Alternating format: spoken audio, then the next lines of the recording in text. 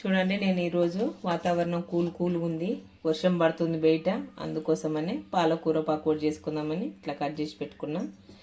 దీనికి సరిపడా పిండి వేసుకొని దాంట్లో మనం కొంచెం ఒక స్పూను ధనియాల పొడి, ఒక స్పూను కారం ఒక సరిపడంత ఉప్పు వేసుకుందాం, కొన్ని పచ్చిమిర్చి, తర్వాత కరివేపాకు, ఒక 5-6 రెమ్మల కరివేపాకు. టేస్ట్ బాగుంటుంది, కరివేపాకు ఎక్కువనే వేసుకోండి, టేస్ట్ బాగుంటుంది.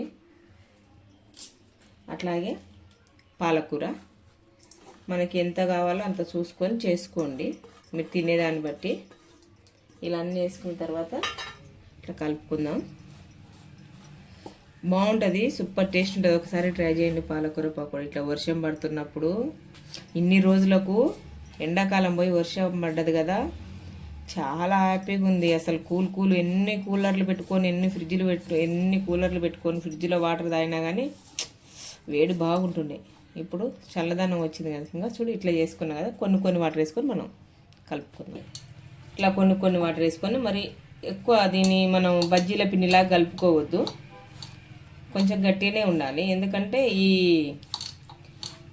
పాలు పట్టేస్తుంది కదా, అట్లా రొచ్చుకుంటే పట్టదు. అందుకోసమని మనం కొంచెం చూసుకొని వేసుకోరు, ఒకసారి పోస్తే మళ్ళీ ఇబ్బంది అవుతుంది. అందుకోసమని చూడండి, సూపర్ టేస్ట్ ఉంటుంది. అసలు పాలకూర హెల్త్కు మంచిది. ఇట్లా డిఫరెంట్గా చేస్తే పిల్లలు కూడా ఇష్టంగా తింటారు. ఎప్పుడు అట్లా చేయకుండా వెరైటీగా ఇట్లా చేసుకొని తినేయండి. పిల్లలు కూడా ఇష్టంగా ఇట్లా సాయంత్రం పూట ఏదో ఒకటి చేసిస్తే వాళ్ళు కూడా ఇంకా సంతోషపడతారు పిల్లలు, మా మమ్మీ చేసింది. అందుకోసమని ఇంకా చూడండి, ఇట్లుంటే సాలింగ్ ఇట్లా మనకి ఇట్లా పడాలి వేస్తుంటే, ఇట్లా రొచ్చు కాకుండా ఇట్లా వేస్తుంటే ఇట్లా విడిపోయి పడాలి. చూడండి, ఇట్లా ఆయిల్ పెట్టుకున్నా. ఆయిల్ హీట్ అయిందో లేదో ఒకసారి మనం కొంచెం వేసి చూసుకుందాం. ఇంకా కాగిపోయింది, మరీ ఎక్కువ హీట్ కావద్దు, కొంచెం చిన్నగానే పెట్టుకుందాం. ఎందుకంటే బాగా ఉడకాలి కదా, పచ్చిగా ఉండకుండా.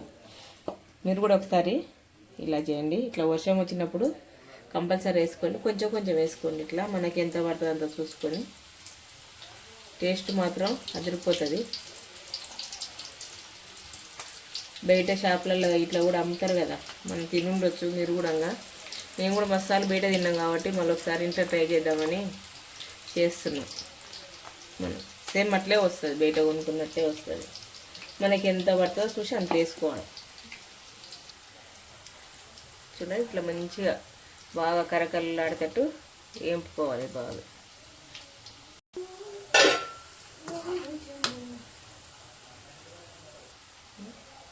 చూడండి, ఇట్లా రెడీ అయిపోయింది. ఒక ప్లేట్లోకి తీసేసుకుందాం. ఇట్లా చూడండి, ఇట్లా బాగా క్రిస్పీగా వచ్చేటట్టు కాల్చుకుంటే టేస్ట్ బాగుంటుంది. మళ్ళీ నెక్స్ట్ వేసుకుందాం మనం, మిగతాది కూడా వేసేసుకుందాం. ఇలా వేస్తే పడుతుంది, మంచిగా ఈజీగానే వచ్చేస్తుంది, తొందరగా అయిపోతుంది. పిల్లలు కూడా ఈజీగా ఇవ్వచ్చు వాళ్ళకు. తొందర అయిపోయింది కదా మమ్మీ, మనకు కూడా తొందర పని అయిపోతుంది. ఇంట్లో ఎప్పుడు మనం కూరగాయలు తెచ్చుకుంటాం కదా, అట్లా కూరగాయలు ఎప్పుడు తెచ్చుకున్నప్పుడు ఇట్లా పాలకూర కూడా తెచ్చుకొని వేయండి. హెల్త్ పరంగా కూడా చాలా మంచిది పాలకూర. ఇట్లా రెండోసారి వేసుకొని మనకి ఎన్ని కావాలో అన్ని, పిల్లలకి ఎన్ని తింటారో చూసి చేసుకోండి. అలా కలుపుకోవాలి. చూడండి, వేయిపోయిన లేదు ఒకసారి చూసుకొని, వేయిపోతే తీసేసుకోవాలి, లేకపోతే కొంచెం అట్లే కొద్దిగా వేగనివ్వాలి. చూడండి, ఇట్లా నెక్స్ట్ కూడా వేగిపోయినాయి, ఇలా తీసేసుకుందాం. చూడండి, వేడిగా పకోడీ రెడీ అయిపోయింది. పిల్లలకు మంచి ఆనియన్ కోసి ఇచ్చామనుకో బాగా ఇష్టంగా తింటారు. చూడండి, ఇగో పాలకూర పకోడీ రెడీ అయిపోయింది.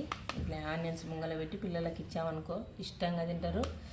మీకు గిన్నె నచ్చితే చేసుకోండి, లైక్ చేయండి, షేర్ చేయండి, కామెంట్ చేయండి, సబ్స్క్రైబ్ చేసుకోవడం మాత్రం మర్చిపోకండి ఫ్రెండ్స్. Please friends.